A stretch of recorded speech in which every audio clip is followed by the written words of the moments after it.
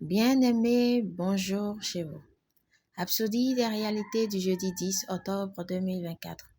Parce que Christ partage avec nous sur le thème Plaider la cause des nations. Alléluia. Notre verset d'ouverture est tiré de Ésaïe 43, verset 26. Réveille ma mémoire, plaidons ensemble, parle toi-même pour te justifier, gloire à Dieu. De nombreuses nations ont été enchevêtrées dans des dettes injustes et dans l'esclavage au fil des ans, et donc ne peuvent se libérer parce qu'il y a des forces et ténèbres à l'œuvre contre elles. Il y a plusieurs qui sont soumis à des systèmes financiers oppressifs, qui voient constamment leur valeur financière dépréciée sous leurs yeux à mesure que leurs actifs perdent toute valeur. Tout cela est créé par l'homme, mais suscité par des forces spirituelles, gloire à Dieu. À moins que nous ne nous tenions à la brèche, utilisant le nom de Jésus-Christ pour briser le pouvoir et l'influence de Satan sur ces nations et peuples, rien ne changera. Nous sommes les seuls à pouvoir les arrêter.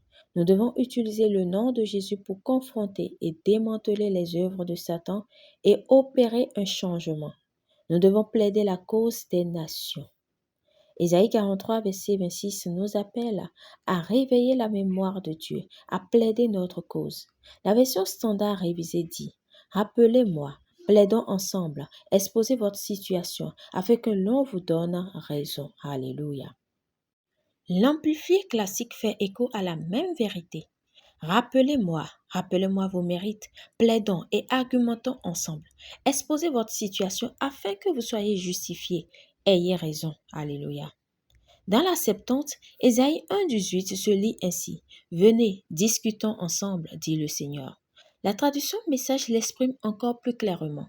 Venez, asseyez-vous, discutons-en. C'est ce que nous faisons dans la prière d'intercession. C'est une prière argumentative. Elle exige que nous nous tenions à la brèche, que nous présentions des raisons solides pour lesquelles les choses doivent se passer comme nous le voulons dans les nations du monde. Gloire à Dieu. Les nations du monde ne devraient pas être en proie aux difficultés, à la douleur, au terrorisme ou à une pénurie alimentaire artificielle. Les nations ne devraient pas être enchevêtrées dans des dettes injustes ou des systèmes oppressifs. C'est pourquoi nous devons être aussi sérieux et passionnés que possible pour leur cause. En priant pour eux, nous obtiendrons des victoires légales pour toutes ces nations. Dans vos moments de prière, plaidez donc la cause des nations. Déclarez que la volonté du Seigneur prévaut dans les nations et qu'elles sont libérées des traités oppressifs et des associations préjudiciables. Prenez cela au sérieux. Prière.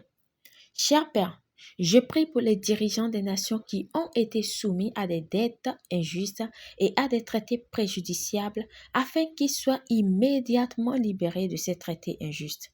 Merci de leur accorder le courage et la sagesse de prendre les bonnes décisions et d'entreprendre les bonnes actions pour libérer leur nation et leur peuple de l'esclavage économique et politique imposé par des systèmes et individus méchants et déraisonnables au nom de Jésus. Amen.